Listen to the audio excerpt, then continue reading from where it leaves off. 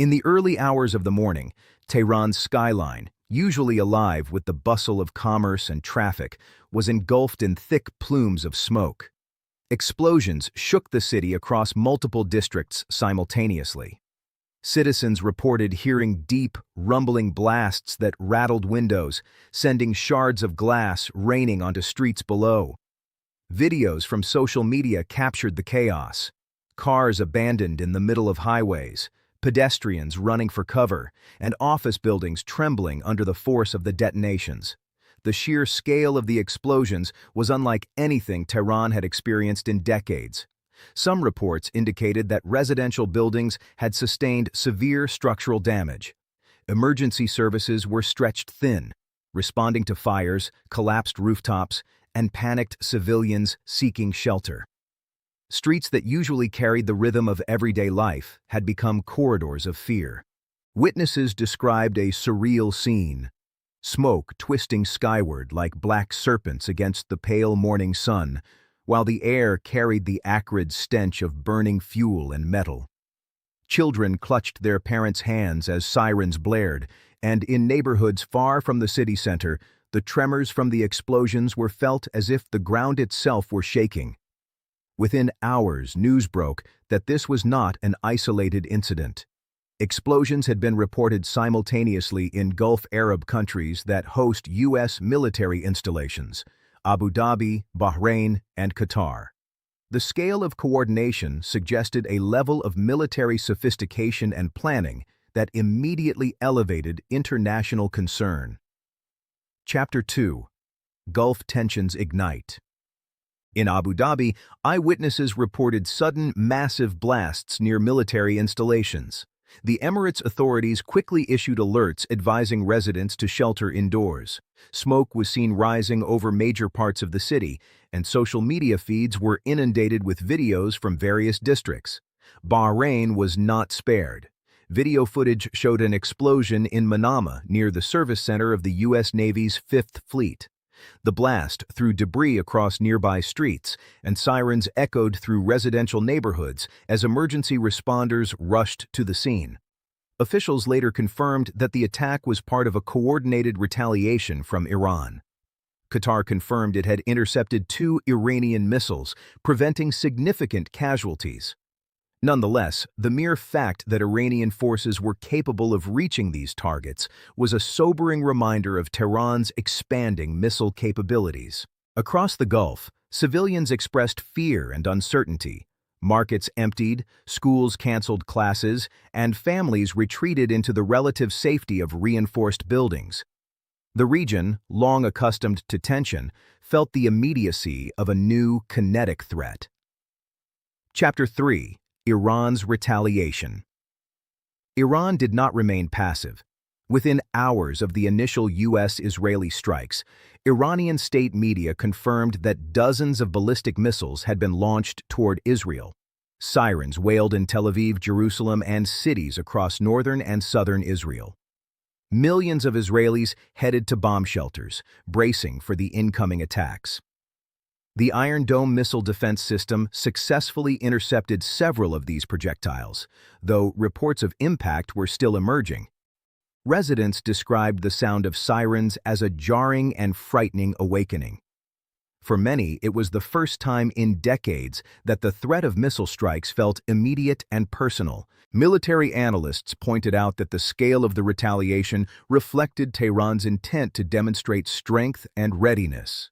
The simultaneous strikes on multiple fronts suggested extensive coordination, advanced missile guidance systems, and a willingness to escalate conflict rapidly. Chapter 4. Coordinated U.S.-Israeli Operations.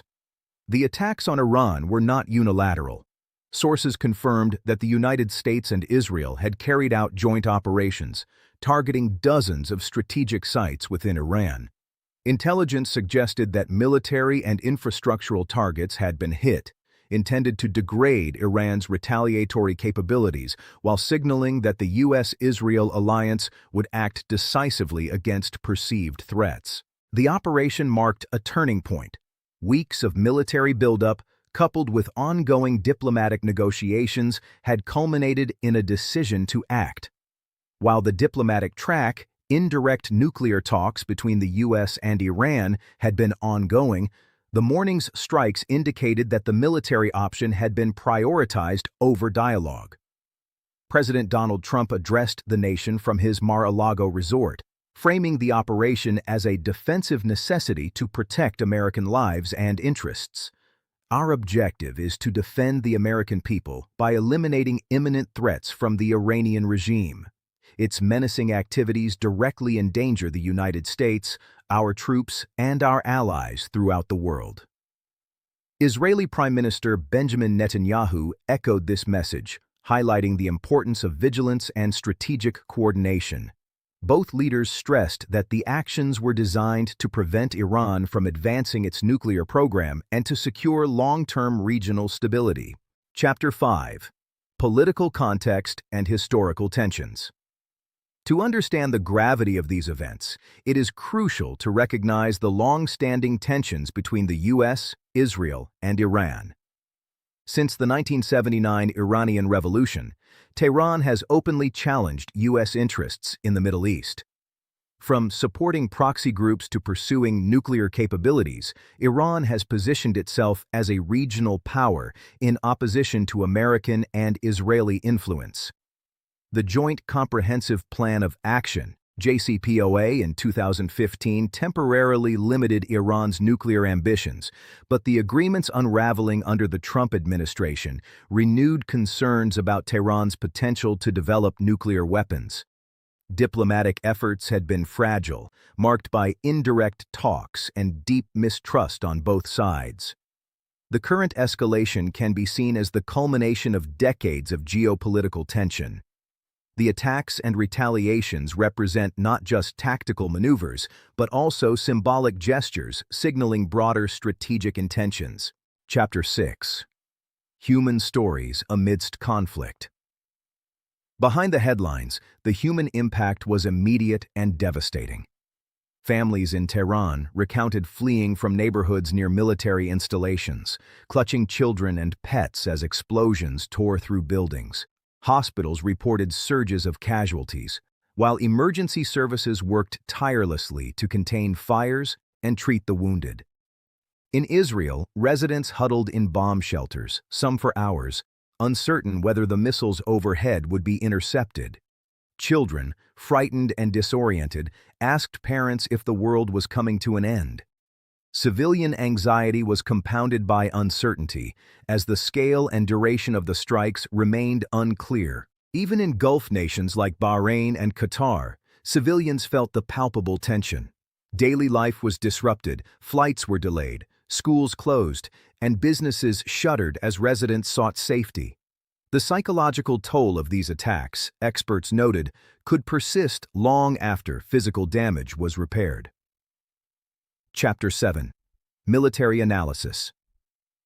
Military experts observed that the coordinated strikes represented a significant escalation in modern Middle Eastern warfare. Iran's ballistic missile arsenal, capable of reaching targets across the Gulf and into Israel, was deployed effectively, demonstrating both range and accuracy. The U.S. and Israel's coordinated air and missile strikes targeted command centers, weapons depots, and infrastructure critical to Iran's military operations. Analysts suggested that the strikes were designed not merely to damage assets, but to send a broader strategic message that any perceived threat to U.S. or Israeli interests would be met with overwhelming force. The deployment of missile defense systems, such as Israel's Iron Dome and Gulf nations' interception systems, highlighted the modern complexity of regional conflicts where technology and strategy intersect with human cost. Chapter 8. Global Reactions. The international community reacted swiftly. The United Nations convened emergency meetings to discuss the escalating crisis. European nations called for restraint, emphasizing the need to avoid civilian casualties.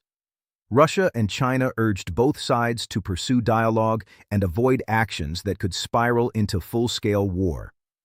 Within the U.S., reactions were mixed. Some members of Congress praised the decisive action to confront Tehran, while others warned against entering another protracted conflict in the Middle East. Public opinion, as reflected on social media and news commentary, was polarized, with some calling for support of U.S. troops and others advocating for diplomatic solutions. Chapter 9. Future Scenarios. Experts outlined multiple possible futures. Prolonged military conflict, continued retaliations could lead to sustained clashes between Iran and the U.S.-Israel alliance, with civilian populations caught in the crossfire. Rapid regime change. U.S. and Israeli strategies might embolden internal Iranian opposition, potentially destabilizing the current regime. Diplomatic re-engagement. Despite current hostilities, channels of negotiation could reopen under international pressure. Regional domino effect. Neighboring countries could be drawn into the conflict, heightening regional instability. The uncertainty of these scenarios underscores the fragility of peace in the region and the enormous stakes for global security. Chapter 10. Social media and media coverage. In the digital age, conflict unfolds not just on the ground but also online. Videos of explosions, missile launches, and civilian reactions circulated rapidly on platforms like Twitter, TikTok, and Telegram.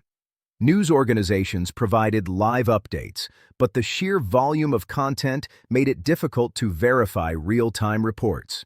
The role of media was twofold: documenting the conflict and influencing perceptions. Statements from leaders were broadcast worldwide, shaping narratives about justification, morality, and strategy. Social media amplified fear and urgency, as ordinary citizens shared first-hand experiences of chaos and survival. Chapter 11. Legal and humanitarian considerations. International law places strict limitations on targeting civilians and mandates protection of non-combatants during armed conflict. Observers noted that while military targets were clearly in focus, collateral damage was inevitable. Humanitarian organizations warned of potential crises, including displacement, injuries, and shortages of essential services. Coordination of relief efforts, access to safe zones, and provision of medical aid became immediate priorities for local authorities and international agencies. Chapter 12. The message to Iran. President Trump's address carried a direct message to the Iranian people. When we are finished, take over your government. It will be yours to take. This will probably be your only chance for generations. This statement, unprecedented in its explicit call for internal action against a foreign government, underscored the strategic goal of influencing internal dynamics within Iran. Analysts noted that such messaging is both a psychological tactic and a signal of broader geopolitical intent.